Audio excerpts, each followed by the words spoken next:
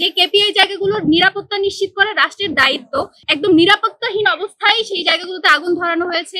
জুলাইয়ে যারা একদম সামনে থেকে যারা আহত হয়েছে, পঙ্গু হয়েছে, চোখ হারিয়েছে, তাদের উপর পুলিশের যে এখনো কি পরিমাণ ক্ষোভ রয়েছে, মেসিভ কোনো সংস্কার, মেসিভ কোনো পরিবর্তন আনতে না পারলেও অন্তত মিনিমাম যেই জায়গাগুলো এনশিওর করা দরকার ছিল দেশের নিরাপত্তার স্বার্থে, সেরকম আমরা কিছুই দেখতে পাইনি। গত 48 ঘন্টার ঘটনায় যদি আমরা বলি, বাংলাদেশের সবচেয়ে গুরুত্বপূর্ণ যে স্থাপনাগুলো, সেগুলোতে বিশেষ করে যেগুলোকে কেপিআই বলি আমরা, সেগুলোতে কিভাবে আসলে সেবুটেজের মাধ্যমে আপনারা একটু খেয়াল করলে দেখবেন প্রত্যেকটা ঘটনার মধ্যে একটা কমন প্যাটার্ন রয়েছে, প্রত্যেকটা খুবই অর্থনৈতিকভাবে সিগনিফিকেন্ট জায়গা, এবং যে কেপিআই জায়গাগুলোর নিরাপত্তা নিশ্চিত করা রাষ্ট্রের দায়িত্ব, সেই জায়গাগুলোতেই সবচেয়ে মানে একদম নিরাপত্তাহীন অবস্থায় সেই জায়গাগুলোতে আগুন ধরানো হয়েছে।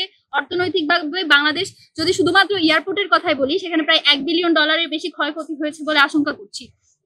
তারপরে আমরা দেখতে পেয়েছি যে দেশের এই অবস্থার মধ্যে যে জুলাই সনদ আমাদের বহুল কাঙ্ক্ষিত, সেই জুলাই সনদ নিয়ে আসলে আমরা তো অনেকবার অনেক কথাই বলেছি, তারপরেও যখন কিছু একটা হয় মেনে নিতে হয় বারবার যে অন্তত কিছু হচ্ছে, এই আশ্বাস দিয়ে বারবার আমাদেরকে হচ্ছে মানে বুকের উপর পাথর রেখে হলেও সেই কথাগুলো বা সেই যেটুকু বাস্তবায়ন হচ্ছে সেটুকুকে মেনে নিতে হয়।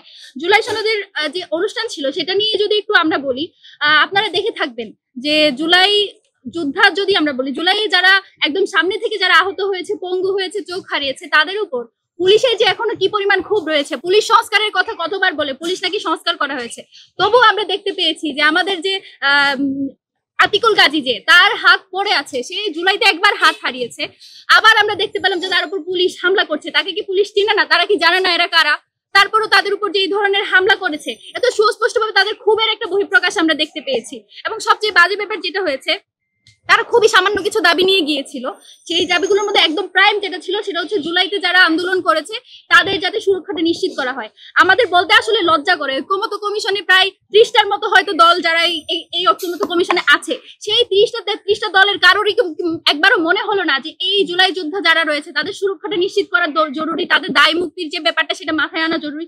এত মাস ধরে তারা আসলে বারবার মিটিং করছে, বারবার হচ্ছে একমত হচ্ছে, আবার দ্বিমত হচ্ছে, অথচ কারোর মধ্যে একবার ওইটা মনে হলো না যে এই ব্যাপারে তাদের একটু সিনসিয়ার হওয়া জরুরি। তাদের এই উদাসীনতার জন্যই আমার মনে হয় যে গতকালকে এরকম একটা ঘটনা ঘটার সুযোগ তৈরি হয়েছে। এক্সট্রিম মশার কয়েল প্ল্যান্ট ফাইবার দিয়ে তৈরি, ডেঙ্গু, চিকুনগুনিয়া বাহি সহ যে কোনো মশার বিরুদ্ধে দেয় এক্সট্রিম সুরক্ষা। আর সবচেয়ে খারাপ লাগার ব্যাপার যেটা, আমাদের যারা জুলাই যুদ্ধে রয়েছে, আমি তাদেরকেও একটু রিকোয়েস্ট করবো যে আপনারা যখন এই ধরনের কোনো একটা ইনিশিয়েটিভ নেবেন, আপনাদের উচিত যে আপনার যত স্টেক হোল্ডার আছে তাদের সাথে পরামর্শ করা। কারণ দেখতে পেয়েছি এখানে বাইরের লোক ঢুকেছে, সেটা তো স্পষ্ট। এই ধরনের সেবুটেজ, এই যে আগুন লাগানো কিংবা অন্যান্য ঘটনা, সেগুলোর মধ্যে যে বাইরের মানুষের সংশ্লিষ্টতা আছে সেটাও বোঝা যায়।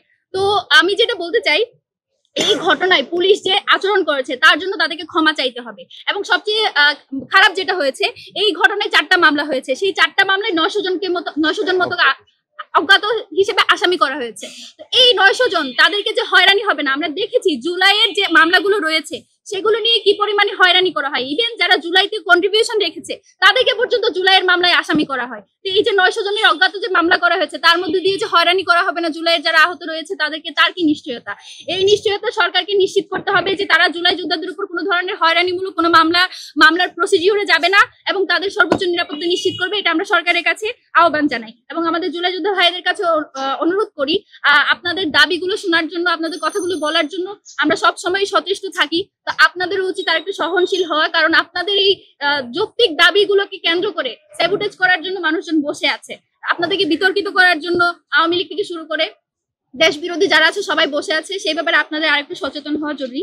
এবং এই মুহূর্তে সবচেয়ে সেন্সিটিভ ব্যাপার যেটা, আপনারা দেখে থাকবেন যে অগ্নিকাণ্ডের ঘটনাগুলো হয়েছে, সেই অগ্নিকাণ্ডের ঘটনাগুলো দেখুন, আমাদের গোয়েন্দা সংস্থা আছে অনেকগুলো, তাদের কাজ আমরা শুধু দেখতে পাই যে বিভিন্ন জনের ব্যক্তিগত তথ্য সেই সব সামনে আনার ব্যাপারে তাদের সবচেয়ে ভূমিকা আমরা দেখতে পাই। অথচ দেশের সবচেয়ে গুরুত্বপূর্ণ স্থানগুলোতে এই ধরনের স্যাবোটেজ হবে, এই তথ্য কেন তাদের কাছে নাই? তাদের এই ব্যাপারে নিষ্ক্রিয়তা আমাদেরকে শঙ্কিত করে তোলে।